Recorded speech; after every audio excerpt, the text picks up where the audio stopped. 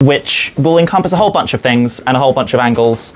I want to make this steered towards kind of the vibes and experience and the information that people want in the room.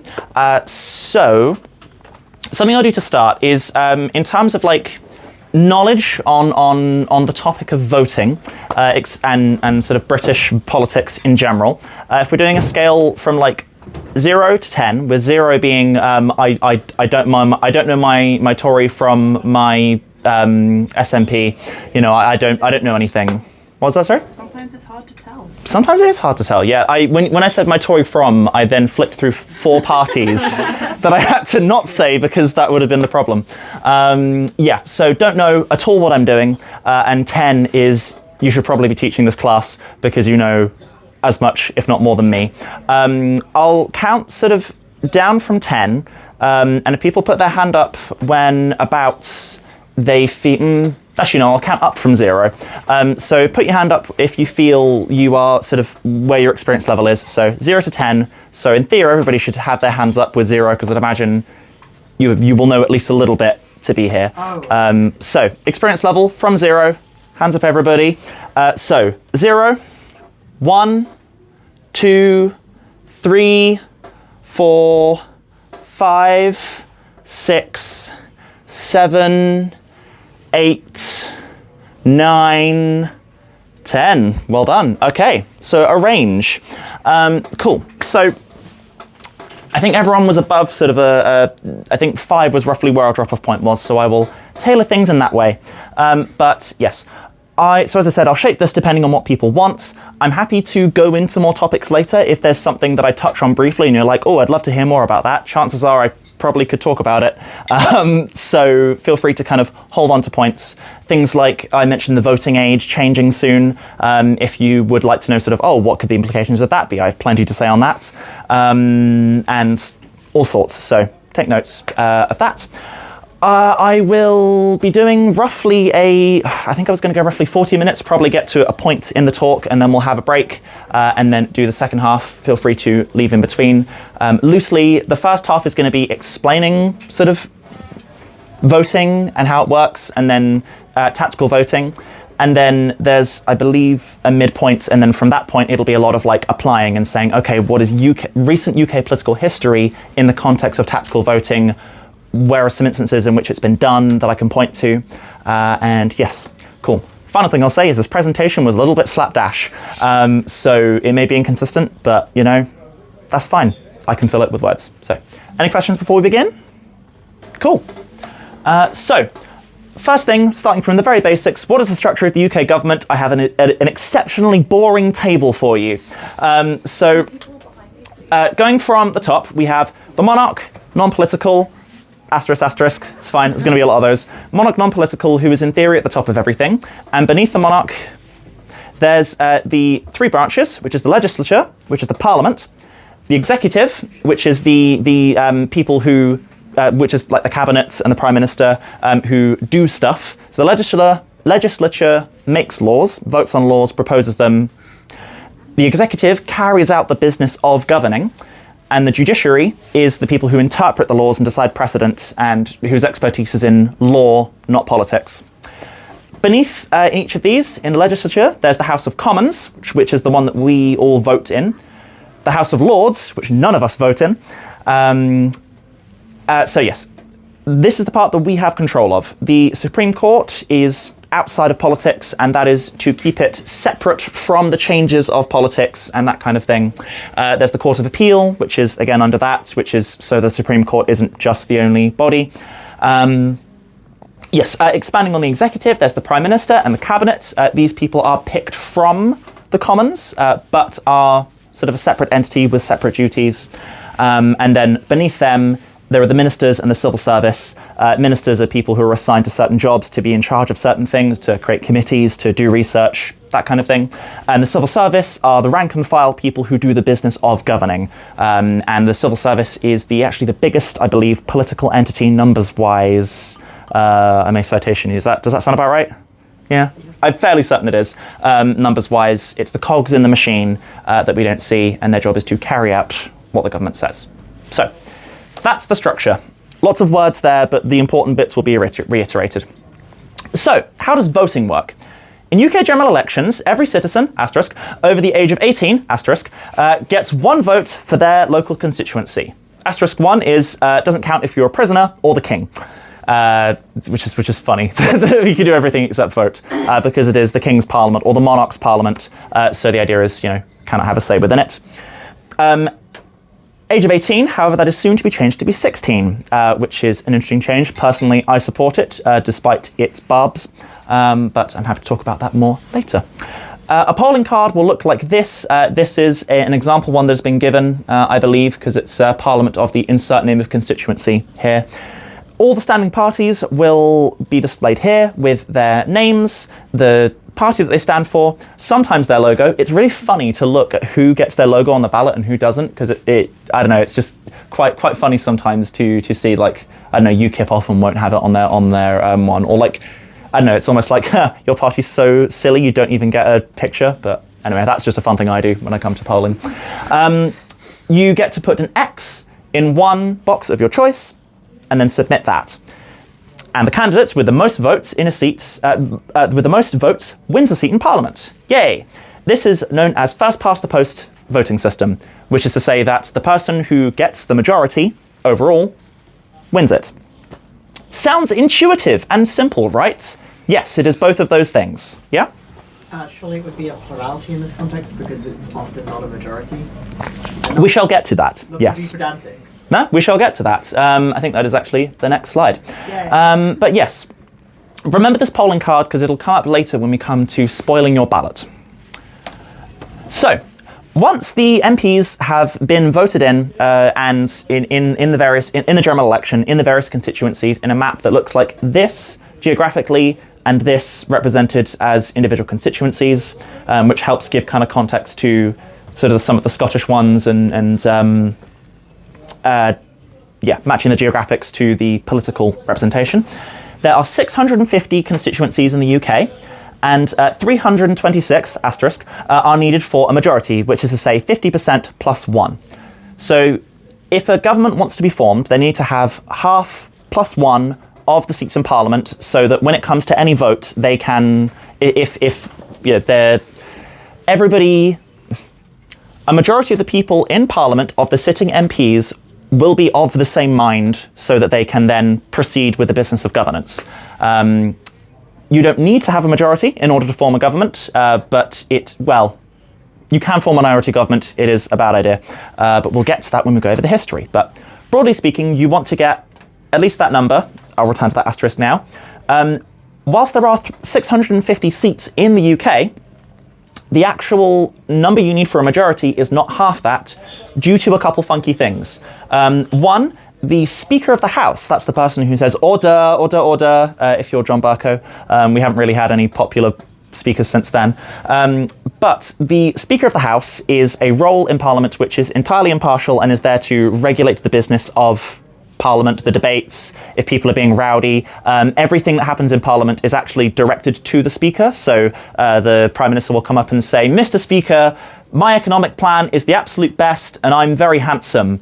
Sit down, rah, rah, in the back. It's like Leader of the Opposition. Mr. Speaker, Prime Minister's economic plan is terrible and he is in fact not handsome. Rah, rah, rah, rah, that kind of thing. The Speaker's seat is, by tradition and precedent, never contested, which means technically it is the safest seat in the country. Specifically, it is the constituency of Chorley, which I actually can't see on this map, and I think, there we go, Speaker seat is that slightly discoloured one right there. And as a fun fact, Frost, who's hiding in the corner, is actually from Chorley. Yes, and the residents of Chorley get no choice in their MP. They are completely disenfranchised and have no vote. Wait, how does that work? That's awful. Yeah. When Mapmen were doing when Jay Foreman was doing his Politics Unboring video where he went to a constituency that was the previous Speaker's constituency and is saying, it's so unfair, no one gets representation. And then an actual resident from the street said, too right, to him in the middle of filming. So yes, it is sad that this is the case, but yes. Wait, can I ask a follow-up question? Yeah, I was about to do questions. Is it pre-selected, which constituency basically isn't going to get to vote, or is it everyone votes and then whoever which constituency like the speaker then comes from just doesn't get a vote or anything, or? So the Speaker is a role that is selected. I'm not entirely sure on the process, but it will be from a sitting MP, and then so John Bercow was a Conservative, and so that's the previous Speaker, because I can't remember the name of the current Speaker, if anyone knows it. Thank you, Lindsay Hoyle. And no one's been as memeable as Bercow, but that's fine. Yes, so they will be selected from there via, I believe, an impartial process, so that they can do their job. And then from that point onwards, no party will stand in the Speaker's seat other than the Speaker, which means they win by default. Yeah. Sometimes weird. How do they ensure impartiality? Because that seems very hard. It's not impossible. It's very difficult. Typically, sort of there are, again, the actual process of selecting the Speaker is not one that I'm super versed on. I suppose the impartiality can usually be found by the role that the Speaker performs, and I'd imagine they're constantly reassessed for their bias. I know that Bercow specifically, again, he's the only Speaker I know anything about, was criticised a lot for being anti-Brexit. So a lot of the time, whenever anything Brexit was being stifled in Parliament by him, they'd say, well, it's because of this. So the answer is, you can't really. I wish I could tell you more about the process, but sadly I cannot. Yeah. Any other questions before we move on? Cool. So, a majority is ideal for forming a government. It's typically the main milestone that you want to get, because then you can form an effective government. This isn't to say that once you've formed a majority government, you don't have rebels within your own party, but there's various mechanisms which I won't get into, which, well, may get into later if you want me to, that ensure that MPs in your party vote with the party line. But main thing you need to know, MPs are voted in, a government is made out of the biggest party, ideally with a majority. If you don't have a majority, coalitions can be formed. So you can add up the individual parties and put them together to make a majority. You can come to electoral pacts and that kind of thing to then form a majority to then have an effective government. Yes, it's also worth mentioning that a formed government effectively has 100% of the power, which we'll come back to when we come to representation and that kind of thing. But yes, you've probably seen from the numbers here, but this is 2024, these maps. So a lot of red, because this was the big Labour landslide, and we'll have more to return on this afterwards. But yes, cool. Everyone clear with how governments are formed and constituencies and MPs? Cool. Feel free to, in the break, pull anything, or at any point ask to backtrack. So, expanding on what I mentioned, I think this is examples now of forming governments. So the last governments back to 2015, which is when I started getting into politics, as a little, actually I won't say how old I was, because I have this timeless illusion about me, apparently. So in 2015, the Conservatives formed a majority of 8. Again, I put the asterisk there just because of the, I'm so sorry, I never elaborated on why it's not half plus 1. We'll return to the asterisk now. Speaker of the House is one of the reasons why a majority is not half plus 1. Other reasons is in Northern Ireland, the politics is essentially an offshoot of Irish politics, or is Irish politics. And one of the main parties in Ireland is Sinn Féin, which is the main sort of Irish unification nationalist Ireland party. And any seats that Sinn Féin hold in the UK Parliament as part of Northern Ireland, they never turn up. They boycott it, basically. So as a result, they don't get counted in the actual balance of power. So Sinn Féin here is this colour. So there's 1, 2, 3, 4, 5, 6, 7 Sinn Féin seats in our current Parliament, which means 7 seats are entirely inert. Cool. So forming a government, in 2015, the Conservatives won with a majority of 8, which is said here. They had 331 seats, so again, that's less than half plus 1, but was what they got. And then the other parties were thus. This one sadly flattens all of the votes to other ones to other, so Greens and other such parties are all flattened, but yes. So, next election was in 2017. This was a snap election that was called by Theresa May not too long after her becoming Prime Minister, relatively speaking.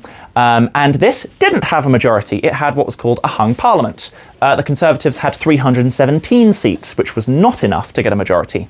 So what they did is they came to an election pact with the DUP, the Democratic Unionist Party, which are a party which is based in Northern Ireland, again, but have more of a history that aligns with the UK, which is why they sit.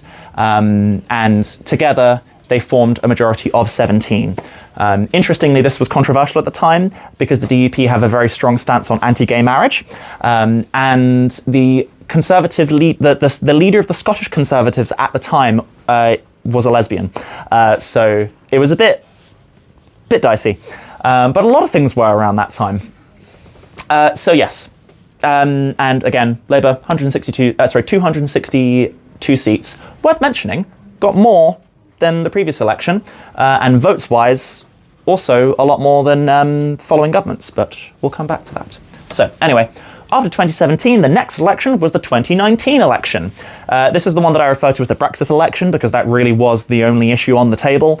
And it was a grand Conservative majority of 80 seats. So really, even if you need to have 80 MPs rebelling against the party line in order to have the decisions of the party not go through. So yes, and then again, Labour had a big loss from 262 seats to 203. So big loss, and this big loss then actually led to Corbyn being ousted. Yes. So quick question. So when you say like what the majority is it the total number of seats that the party that wins has minus all the seats the other parties have?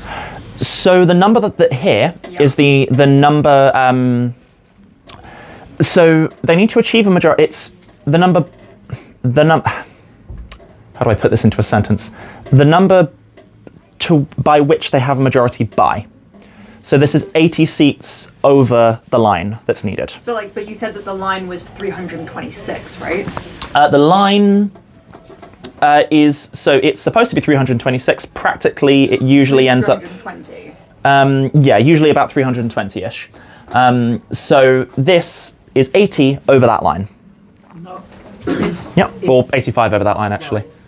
No, it's not. It's 40. I think I may have transcribed this incorrectly. I was rushing. It's fine. It's just that I think that they're using the term majority to mean like in either direction, like as in if you have one seat that more than the opponent, that's also a seat that they don't have. So I think it's going in both. Oh, I see. That might explain it.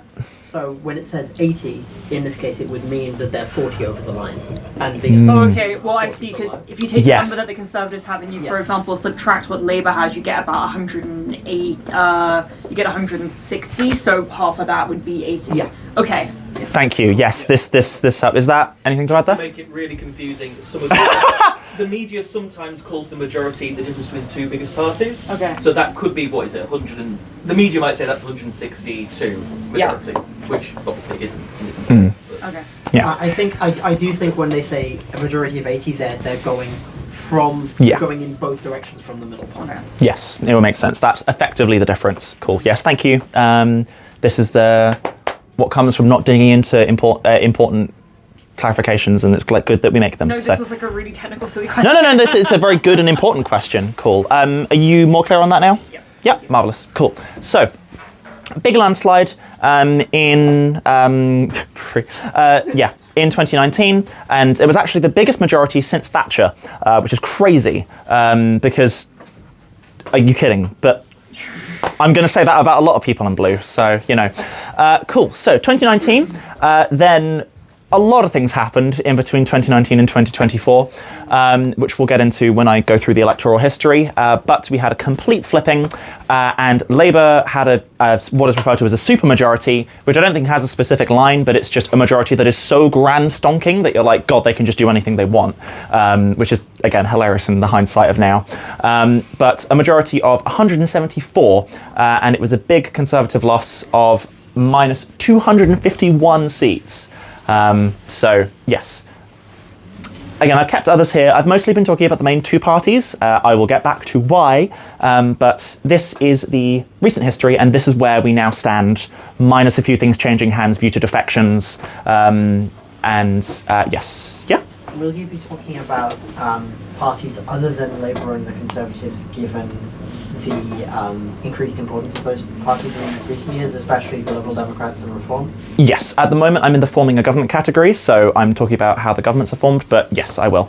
Especially as tactical votes usually hinges on these powers and parties, so yeah. Cool. So specifically bringing this to the local area here, these are the 2024 results for the North. I initially had it as Yorkshire, but I corrected it to the North because, you know, shows the North more broadly. Though not Northumberland, sorry Northumberland. Sorry. But yes, you can see Chorley is right there, grey because it is the Speaker. Red are the Labour ones. Then we have blue, which are Conservatives. I found out when making this that Harrogate and Knaresborough are apparently Lib Dem. Cool. And yes, so this just sort of gives you an idea of where you are. I think pretty much everyone here is from the local area, but if you grew up in any of these, we can have a look. Did anyone grow up in any of these constituencies that was not York Central or York Outer? Yeah? What was yours? Not much more than Furness. Furness. Furness is just off the map. Ah, alas. Yeah? I would be just off the map to the north, Bladen and Concert. Ah, alas. Anyone else can see their house from here? Yeah? Halifax. Halifax! Where's Halifax? Below, in the red. Yeah, One of these ones. Yeah. Yeah, there's. I wasn't sure sort of how far to zoom in and out because the more urbanised you get, the smaller geographically the constituencies get. So yes, you'll notice that there typically seems to be an increase of left-wing parties in smaller constituencies geographically because there's more people there because they tend to be more urban. But that's aside from the point. So yes, and in this current election, York Outer and York Central are both Labour. Last election, this was not the case. So we'll get to the end of the recent history soon. I just had fun finding graphs. So 2019, 2024, 2019, York Central, which is where we are now, was held by Rachel Maskell, down 10% from the previous election, because it was 2019, it was the Brexit election, it was a rough time. But in the next one, had an increase of actually 2%, crazy to think about, from the previous one, and had 56% this time, 55 last time, so not much of a change. Yeah? So you said the Brexit election, but if you look at the Tory change, they went down 2.4%. So it looks like the increase in vote was split between the Lib Dems, the Greens, the Yorkshire Party, and Brexit. Yeah, so that would be this one here, right? No, the top Or one. The or Yorkshire, for... yeah. Ah, minus yes. 10%, it didn't go to the Tories. You're right, actually, it went didn't. to basically everyone else. Yeah. Well, I think by that I mean that one of the biggest sticking points by my assessment, one of the biggest sticking points for Labour during this election is they had a bit of an impossible situation where their voters were almost evenly split between pro-Brexit and anti-Brexit, so kind of any policy would either upset one side, t'other, or both. So I think it was cited as one of the big reasons that the Labour struggled that time. But yes, good observation there. And yes, I think there's anything more to say on that one. Yeah? I would say that to answer your question about why the vote didn't go to the Tories, like why the vote that didn't go to Labour didn't go to the Tories, I think it's basically because this constituency voted to remain rather than to leave, and the Brexit election, as Pietro described it, with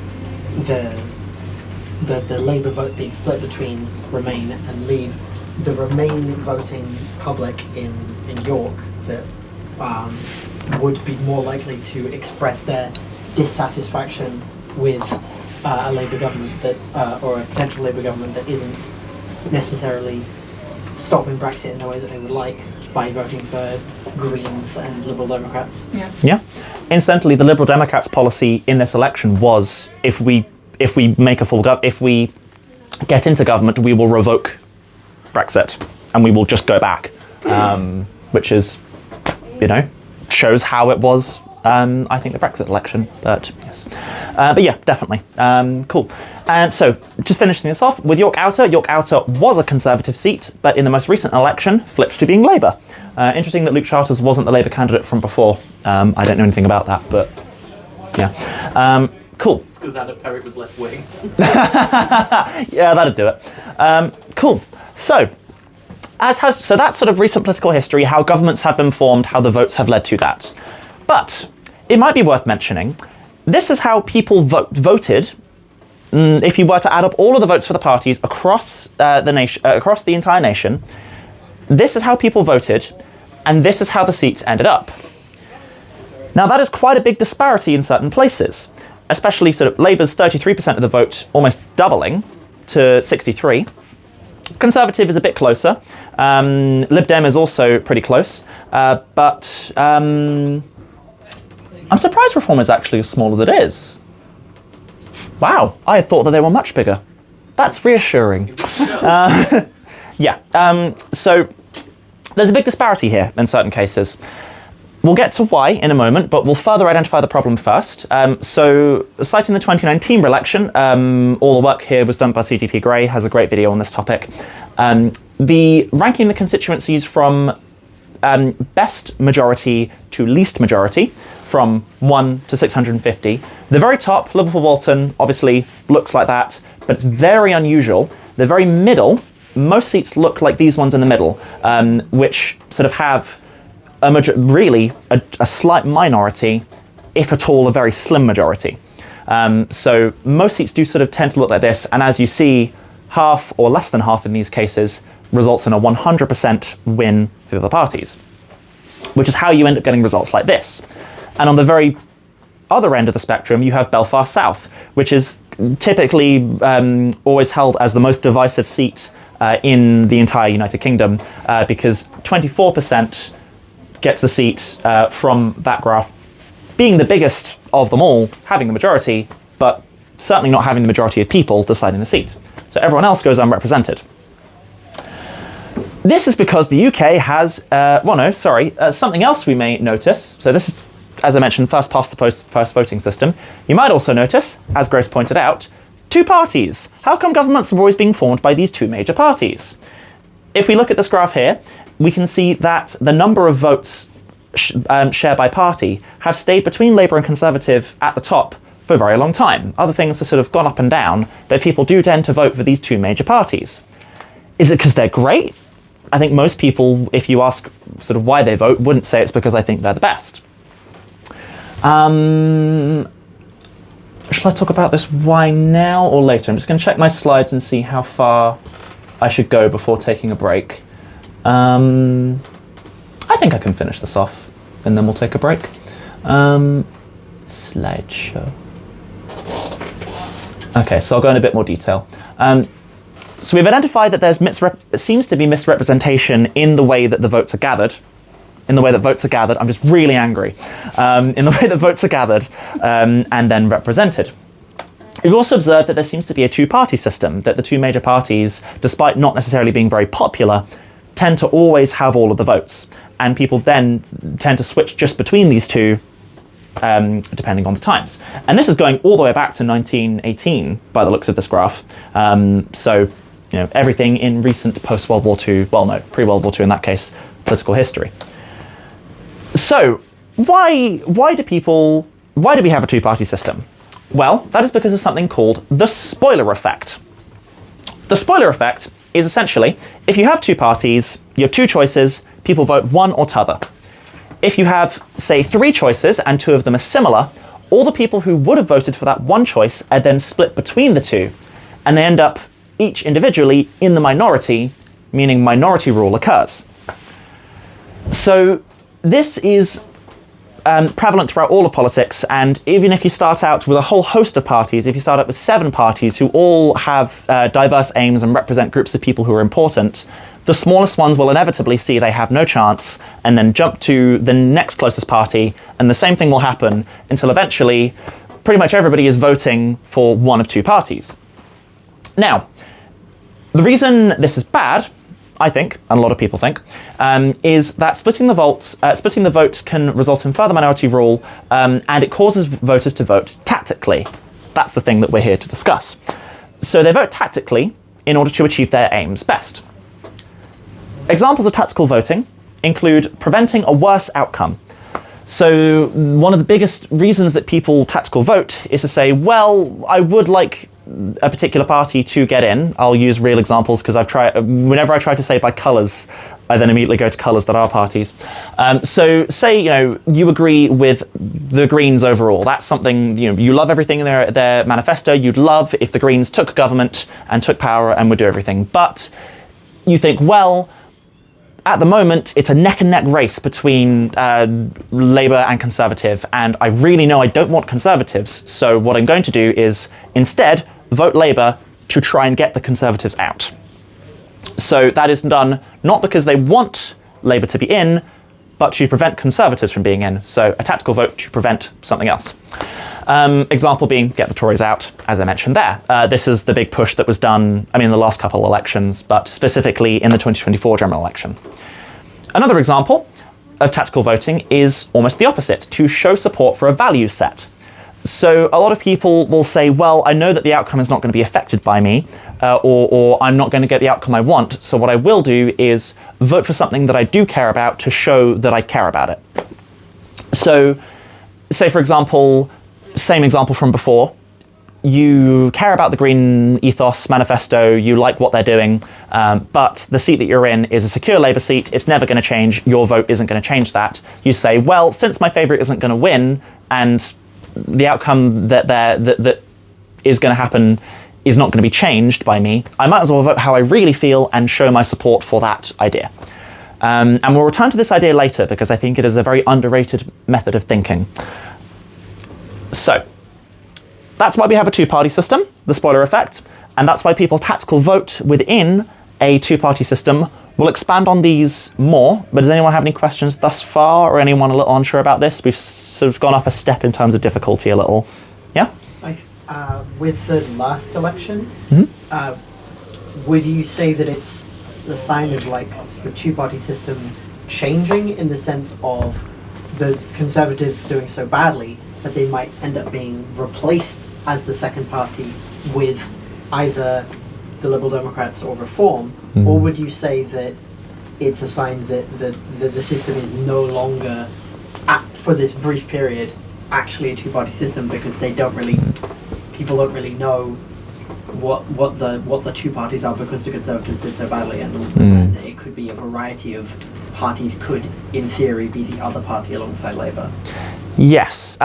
So to reiterate that question, it's saying, do I think that the two-party system is essentially temporarily up in the air or not in effect because now the choice is because we've had such a catastrophic defeat, I think it was minus 260 something seats from the Conservatives, now do people not know what the two main ones are? Yeah.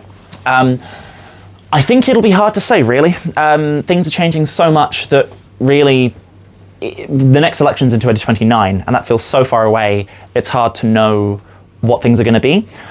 I think when it comes to it, people will tactical vote based on their area. And I think we'll have to see how this next election goes to see what the next one is. I think fringe parties are sort of smelling blood on the water and pushing a lot more, and sort of engaging in populist tactics, which we'll talk about in a fortnight, and specifically gaining a lot of traction against this ongoing system that everybody seems to not like. I suppose the prevalence of the Conservatives as the opposition still, I think means I would be surprised if they dropped out of being the second party. There's a lot of Reform would have to do a lot of catching up to become the second party. At the moment, polling wise, they would do so, which is terrifying. But time polling is not the same thing as actual voting intent. So it's possible. My answer is essentially it's possible. I don't know. It's entirely possible for this next election because of this shake-up, the two-party system might actually not really be as much of an influence and will actually have an even more of a minority rule because of the first past the post system is still the case. Yes, does that sort of answer your question? Yes. Cool, probably more words than I should have used. Yeah, cool. Anyone else have any points? Yeah? You mentioned before that, with the hung parliament, the Conservatives kind of glommed together with another one. Mm-hmm. Could you not just do that with two smaller groups and just do that to get an effective majority? You could, yeah. burden of, I'm not entirely sure why, I don't know whether it's just convention or actual law, but the biggest party goes first and then gets to make the decision. So typically speaking, because most, in the hung parliament situation, they were only short by a few. I think they were only short by 7, I want to say 6 if you want to sort of bump it up. I could check back on the graph. So you would have to have a situation in which you have a lot of smaller parties, and at the moment, because of the spoiler effect and the two-party system, people tend to vote one or t'other.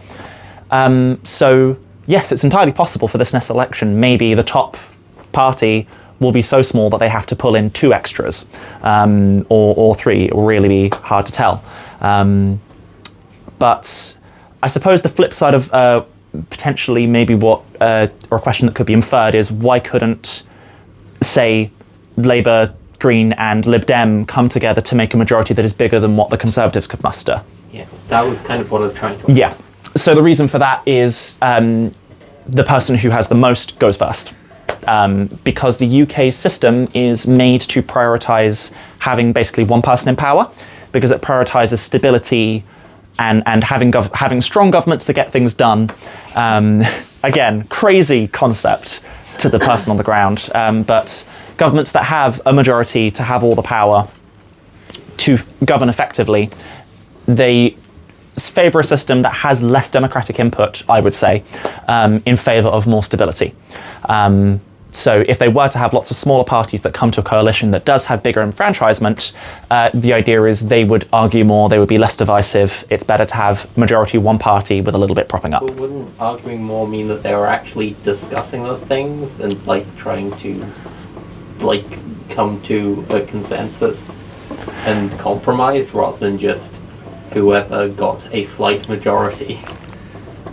So again, it's the same. It's valuing stability and things being done efficiently over consensus and democracy. A lot of European countries use proportional representation, which requires parties in its design to cooperate and come to coalitions and come to agreements. And as a result, there is a far higher potential for government inefficiency and inaction, because the coalition can break down and people can kind of essentially hold the effectiveness of the government at gunpoint in order to force change. Spain's an example of that, right? Like they've gone through a lot of governments in the last 10 years because coalitions keep breaking. Yeah, exactly. I think from what I understand, I haven't been able to follow this up, but when I visited Spain back in 2019-ish, when we went there, the taxi driver told us about how for a long time Spain just didn't have an effective government, or rather didn't have a government at all, because nothing could be formed. So just for about a year or so, no new laws were made, nothing got done. This is less of an issue when you have big parties. I suppose the response to that is parties will become what are referred to as catch-all parties, which try to get as many issues as possible and have a policy on everything so they can get the most people, so they have the most support, and do all of that negotiating work before. And so they'll be big, and then, that's how things are decided. But in countries that are more divisive, like Belgium is one of the big examples that's always thrown up, is because they have so many language groups, ethnic groups, economic groups, there's so much division that really the coalitions are kind of nightmarish, because everybody is supporting a small chunk. But yes, so there would be more democracy. So to go back to sort of finishing the question, yes, there would be more consensus and democracy, I would say, in that. However, it comes at the cost of stability and action, which is what the first past the post system favours. Yeah? Just because I know that we've talked about it, maybe worth mentioning that one of the other advantages of the two-party system being that if you are at the top for a very long time, and then you do something so catastrophically bad for such a long amount of time, the first past the post system forces you to have to do radical change afterwards, because you lose so badly. Yeah. Because as soon as you start losing that small majority on all of those individual constituencies, it flips to the next largest party, who then gets and clears house, essentially, which is what happened. Yes. So now the Conservatives will have to do something to change their policies because they've done such a... Definitely, yes. One of the aspects, debatably, I think the biggest strength of majoritarian systems is they force you to radically... majoritarian is a broader category that first past the post fits within, but it forces you to radically reinvent yeah, as you say, your policies. And this happened specifically with the... so it's not shown in this one, regrettably. The previous election was the Conservatives didn't get a majority and they formed a coalition government with the Liberal Democrats. But then, after this point, the Liberal Democrats didn't really successfully champion their promises and things within the coalition government, meaning that in the next election they lost big. And they're still sort of, they're making their way back up, but this effect also sort of really tanked the Lib Dems, and as we see, is very likely to completely tank the Conservatives, and also, to an extent, tank Labour at the time. So it strongly signals, perhaps artificially, but strongly signals that if you lose, you need to do better, because whatever you tried before utterly failed. So, yes. Almost sort of the other face of the stability benefit. I saw a hand around here. We'll take a break soon.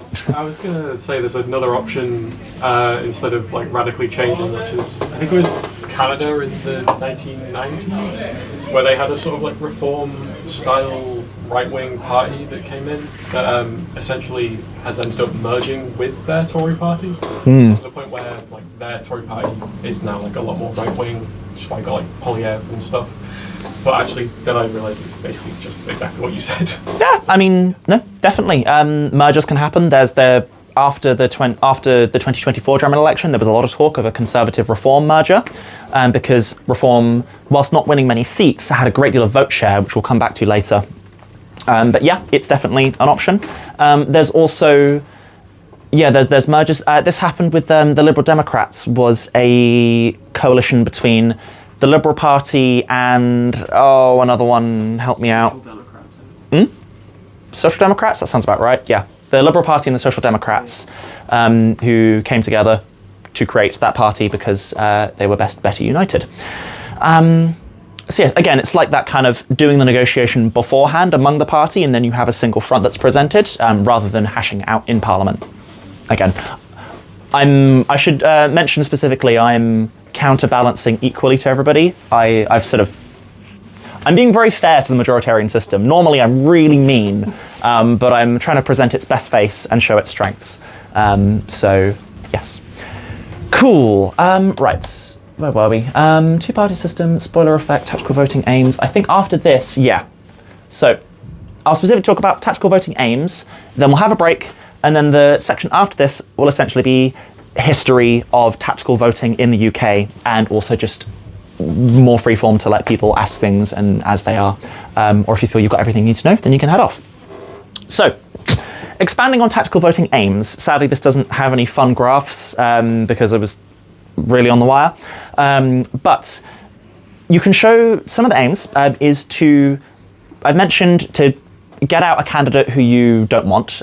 So example, one of the big pushes was to vote to get out the Tories and, vote for the second biggest party or the party that was most likely to win to get the person who you don't want out. Specifically, this was to bring down the Conservative government, which went spectacularly well. However, people also tactical vote to show an interest in an idea, encouraging the main parties to adopt policies. So 2 examples of this, in the UK specifically, is the Go Blue to Go Green campaign, adopted by David Cameron post-2008. Probably never heard of this because it was, I suppose, it was a surprise to me when I discovered it in my Green Politics module. But essentially, among Labour and Conservatives, Labour under Gordon Brown, and the Conservatives under David Cameron, there were no environmental policies among either one. Now, at this point, the UK had been having a lot of economic prosperity, and as such, material issues were more on the back burner, and post-material issues, we'll put this in a bubble because this is a topic I care a lot about, but it isn't super relevant. What matters is environmental issues were starting to come to the forefront and people were caring about them. The Greens were the champions of this, and a lot of people were voting Green and were, because they wanted Green policies to be there. Now, David Cameron, for his faults, and also faults in executing this, was politically, or in his soul, very pro-environment, or rather wanting to bring about positive environmental change.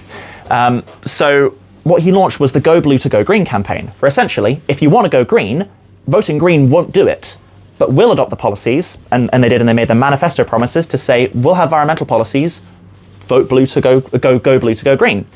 And it was incredibly successful. And a lot of the voters who would have voted green saw one of the two main parties who was also had the biggest chance of getting in to get their policies. And Labour at this point had nothing of the sort. So then what happened was Labour then introduced environmental policies to follow suit because they couldn't lose these voters. Now Labour, interestingly, didn't exceed them, they just matched the policies. But what happened was people showing interest in a third party, there being voters for a third party, showing that their voice mattered and that their votes mattered, meant that both the main parties, well, one main party and then another, actively changed their policies to catch those voters, and then thus their policies, in theory, went into government. Whether or not the Conservatives effectively implemented environmental changes is another lecture, but yes. So, another one is referendum on the EU. So I'll come back to this later when I do the actual sort of history section. But there was a very sort of vocal minority of Euroscepticism, UKIP voters, that kind of thing, who wanted British independence and to leave the European Union. Now, this was a growing small fringe group, and the Conservatives, who at this point after the 2015 general election were projected to lose utterly, after the 2010, thank you, 2010 general election had introduced austerity and all sorts of things, and they were really projected to lose big. So David Cameron, in a gamble to try and pull the far-right voters in, said, we will promise to give you a referendum on the EU in the same style as this to pull those voters in. And it was very successful. They pulled them in and they managed to get a majority. A slim one, but a majority. Instantly they performed better than expected. We'll get to that, God. But yes, so then this happened, and then Brexit ensued. But yes, so an example of voting for third parties being a vehicle for change outside of those parties. Another example is what was referred to as a protest vote. You could debatably say that these are protest votes, but typically protest vote is characterized by showing your displeasure and voting for something dangerous or wild to show, say, almost as a strong arming tactic, to say, well, I don't like what's going on, so I'm going to vote for something that I wouldn't actually vote for if it came to an actual election, but I want to show that I'm angry, and in theory I support this stuff. So this buzzword came up a lot. I wouldn't call it a buzzword, but it was used as a buzzword when discussing reform success in the most recent election, and sort of saying, oh, people are just voting reform as a protest vote to show that they're annoyed and angry at the Tories and voting for sort of their next best thing. When it comes to the actual election, they won't vote reform. We'll see in 3 years. 3 years. Yes, 3 years time. So yes, I'm happy to talk more on these. There are some really good examples of this kind of thing in other countries. Typically, parties that favour democracy more, systems that favour democracy more, so things like things like proportional representation, have more success with this. The rise of the Green Party in Germany to being one of the strongest electoral forces in Parliament is due to this idea. There's a famous quote from the, I think, Social Democrats, which is say, we will take the wind out of the Green sails, which is essentially, by doing this, they adopted all the Green policies to say, well, we'll snatch all their voters and stop them in their tracks, which you could call a form of electoral success for the Greens, but yes. Cool. Right. I think that's everything on this section. If anyone have any questions at this point, you can ask them in the break needed. Okay, cool. We'll have a bit of a break now. I'll say sort of 15, 20 minutes or so, roughly resuming at 8. If you feel you've heard everything you want to, then feel free to head along. If you want to get anything from Cafe, this will be a last chance. It should also be a bit warmer upstairs. Afterwards, if you do want to be enticed to stay, I'm going to go over the history of tactical voting since 2015 with spotty coverage where I know it. Also look ahead to 2029, and then briefly touch on sort of electoral reform and revisiting that stuff, and then also discuss something else that you want me to. So yeah, cool. All right, thank you. Wow, should pause this. Yeah.